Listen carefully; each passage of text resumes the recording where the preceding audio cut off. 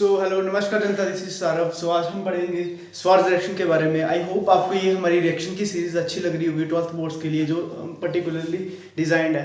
चलो देख लेते हैं आज स्वार्ज रिएक्शन के बारे में। गाइस, ये भी एक हेलोजन एक्सचेंज रिएक्शन है। जैसे कि हमने फ्रिंकलस्टीन रिएक्शन के बारे में पढ़ा था कि वहाँ पे भी एक हेलोजन एक्सचेंज हो रहा था, वहाँ पे आयोडीन आ रहा था, जो क्लोरो तो ब्रोमो वो निकल रहे थे बाहर एज ए लिविंग ग्रुप। यहाँ पे क्या है, यहाँ पे जो हेलोजन एक्सचेंज होगा वो फ्लोरीन होगा, ना कि आयोडीन होगा। उसमें आयोडीन होता था फ्रिंकलस्टीन में, इसमें क्या होगा, फ्लोरीन होगा। अब फ्लोरीन का एक्सचेंज होने के लिए कोई ना कोई हमें न्यूक्लियोफाइल चाहिए होगा। ये हमारे पास अल्काइल हैलाइड है, यहाँ पे क्लोरो भी हो सकता है, ब्रोमो भी हो सकता है। ठीक है, हमें न्यूक्लियोफाइल चाहिए होगा। न्यूक्लियोफाइल वो हम कहाँ से लेते हैं, जनरली हैवी मेटल, जो ट्रांजिशन मेटल्स होते हैं उनके फ्लोराइड्स लेते हैं, जैसे कि AgF, silver fluoride, mercury fluoride and antimony fluoride.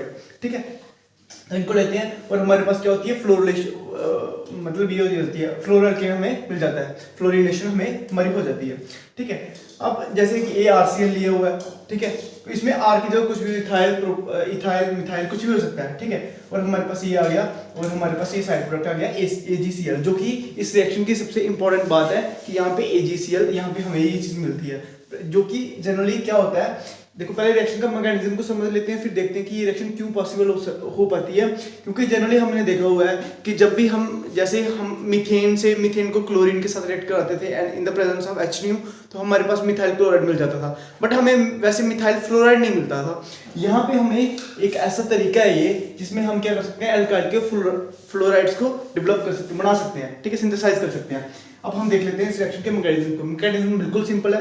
Fluorine is nucleophile, ये इस इलेक्ट्रोफिलिक सेंटर पे अटैक करेगा इस पे, और हमारे पास क्या, ये क्लोरीन बाहर निकल जाएगा एज ए लिविंग ग्रुप, और हमारे पास क्या बन जाएगा, RF बन जाएगा। ठीक है, इसकी एग्जांपल्स देख लेते हैं।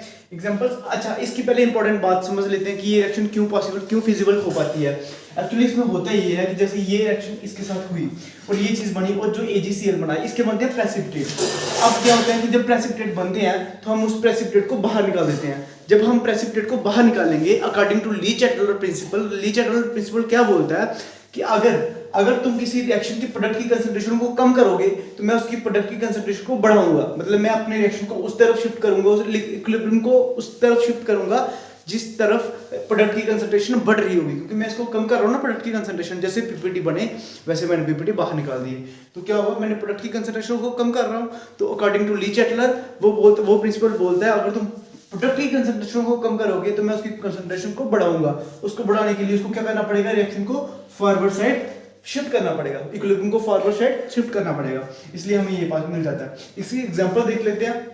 जैसे ये हमारे पास 2-क्लोरोप्रोपेन, उसको हम AgF के साथ रिएक्ट करते हैं, तो ये क्या करेगा, फ्लोरिनेशन करेगा, फ्लोरिनेटेड प्रोडक्ट निकालेगा। ठीक है, फ्लोरिनेशन हुई और हमारे पास ये आ गया। ठीक है, 2-फ्लोरोप्रोपेन जो भी है हमारे AgCl, ये बन गए PPT। इसको जैसे जैसे हम बाहर निकालते जाएंगे, जैसे जैसे PPT बनते जाएंगे और हम बाहर निकालते जाएंगे, वैसे वैसे रिएक्शन को फॉरवर्ड प्रोसीड होते रहेगी। ठीक है, जैसे ये मिथाइल क्लोराइड, इसको AgF के साथ रिएक्ट करवाया तो हमारे पास ये आ गया। ठीक है, अभी यहाँ पे हमारे पास क्या मिल गया, मिथाइल फ्लोराइड मिल गया, बट उस कंडीशन में नहीं मिलता था। ठीक है, AgCl। अच्छा, यहाँ पे एक क्वेश्चन है, एक इंपॉर्टेंट सा, ये हमें जे में आया था। The synthesis of alkyl fluoride is best accompanied by, किससे हमें सबसे अच्छे तरीके से अल्काइल फ्लोराइड मिलता है।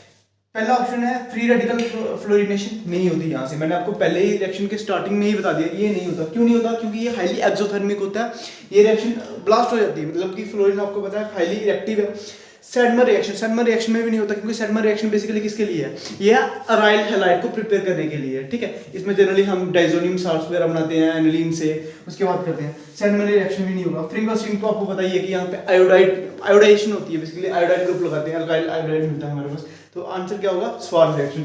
अगर हमें कभी भी फ्लोरिनेशन चाहिए हो, फ्लोरिनेशन करवानी हो अल्काइल फ्लोराइड, तो हम क्या करते हैं, स्वार्ज रिएक्शन का यूज करते हैं। ठीक है, ऐसे ही था, SN2 टाइप है, हेलोजन एक्सचेंज है। यही थी एक स्वार्ज रिएक्शन के ऊपर short video. I hope you like the content. This is Saurav signing off today. Bye bye.